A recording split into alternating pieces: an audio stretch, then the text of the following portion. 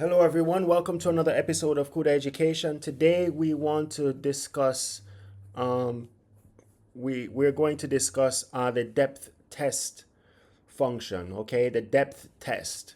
In the previous episode we talked about value, which was basically, we only draw an object if it is closer to the camera than what is already there or was previously there. So if an object is closer to the camera than what was previously there, we will draw the object and reject all previous objects behind it. Okay, so that was the depth value conversation. And real quickly, we are going to to look at, so this is our default function, you guys, application. You guys are very familiar with it now, and we spoke about the depth value. So this object is closer to the camera than every other object. So for these pixels here, this region, we render this object, and everything behind this object is rejected. So when we move the camera, we see that now we render this tree because the camera, for this region of pixels, this is the closest object for the camera. So this object is now accepted, and we could see that we have this. But they're all associated with a depth value, okay? So when we go back here, this is what takes priority, and everything behind it that obscures whatever is is rejected, okay? So that was a depth value conversation, okay? And then real quickly, when we go to the window, when we go to the window,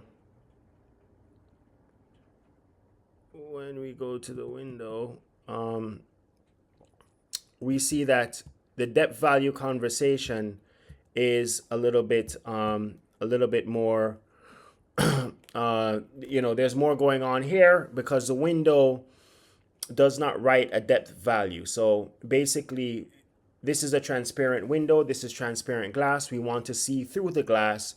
So we're not going to reject everything behind the glass because we actually have to render the stuff behind the glass. So in this case, the window does not write a depth value to the depth,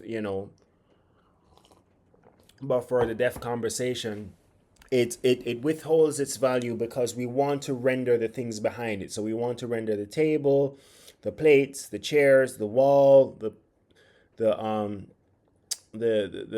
things on the wall, the paintings, the whatever this is, the lights, everything, the painting, everything, all this stuff we want to render behind the wall. So we're not going to reject everything behind it because it is a transparent glass, it is a transparent window.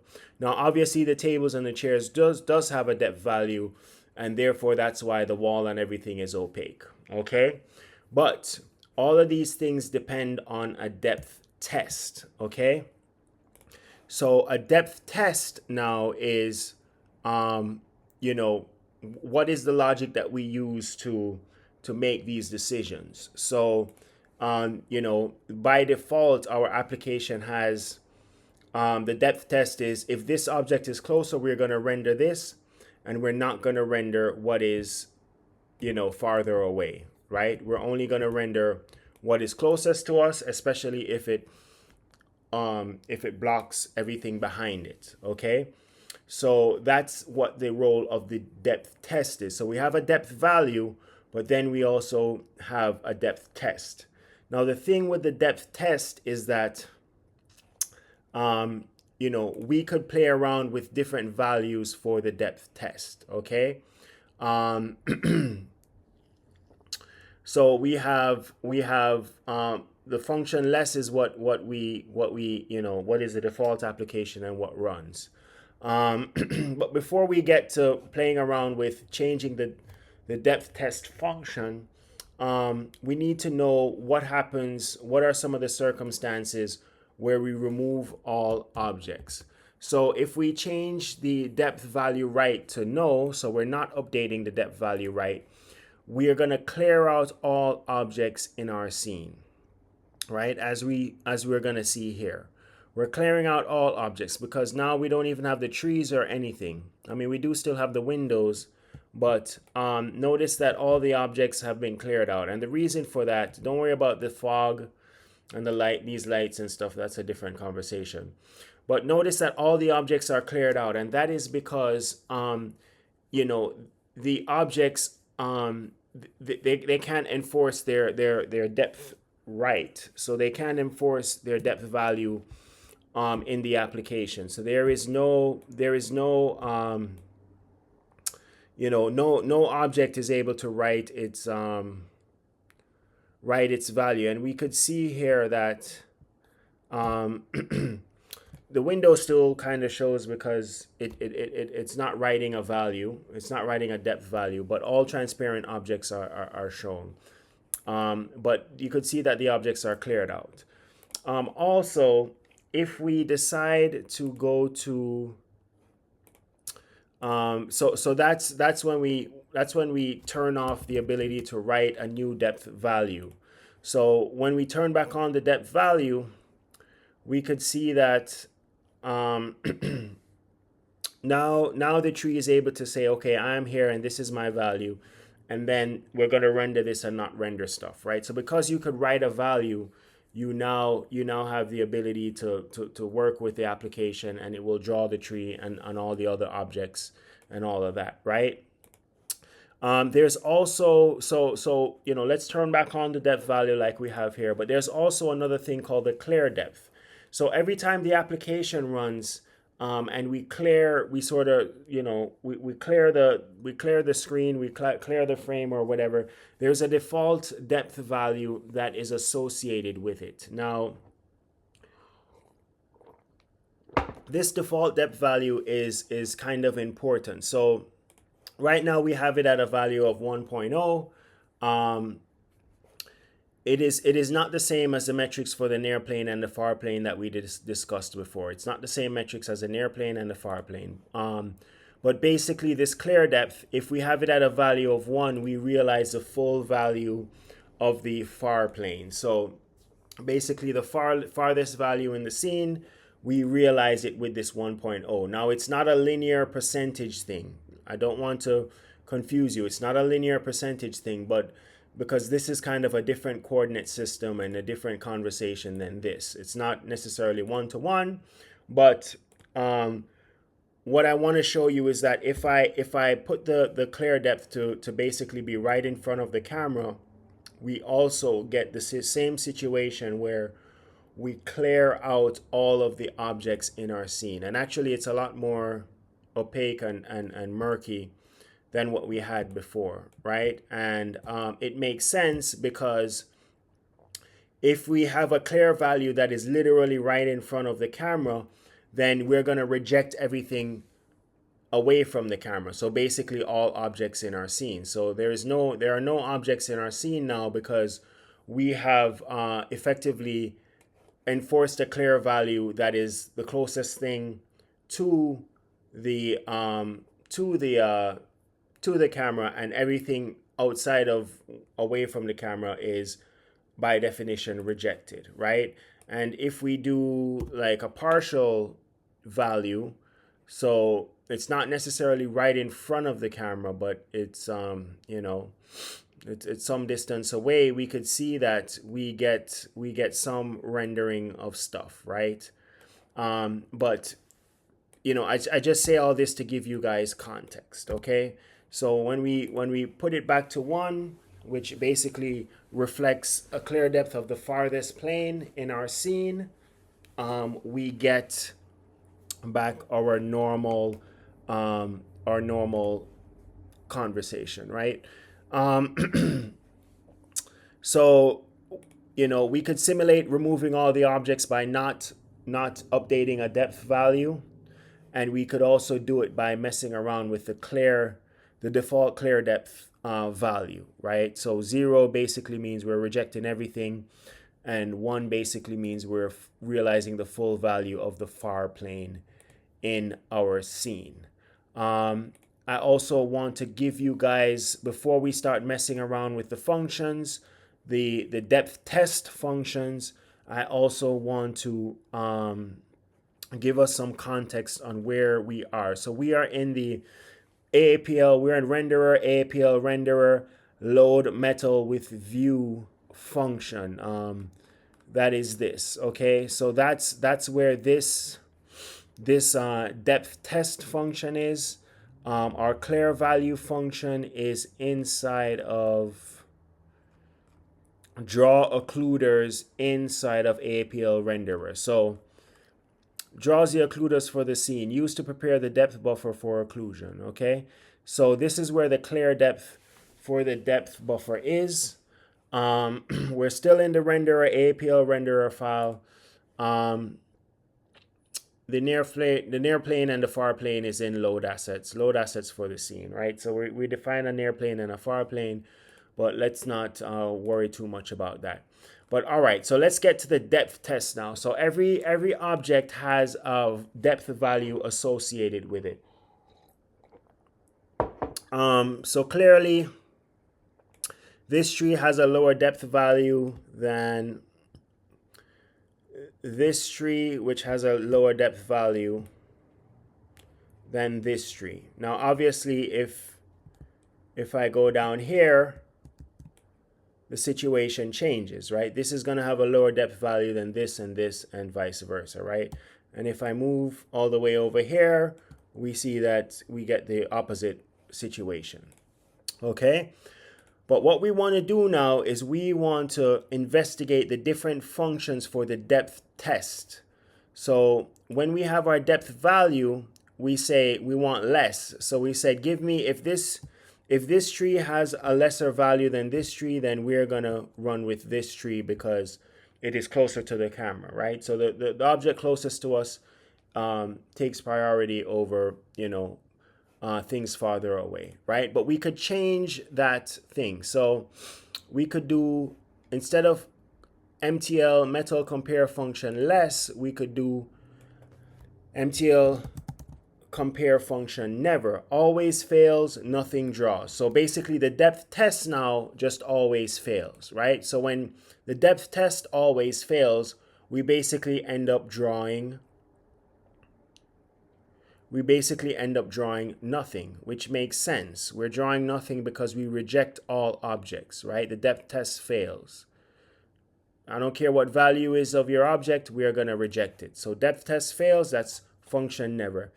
Here's what the MTL function means for the depth test. Same logic appears to the stencil. So never, we already did less. Less means pass if new depth is less than stored depth. Typical for opaque, right? And then now let's look at equal. So do we have any objects that are equal to our clear depth value? So remember, we start off with the clear depth value. Do we have any objects that are equal to our clear depth value?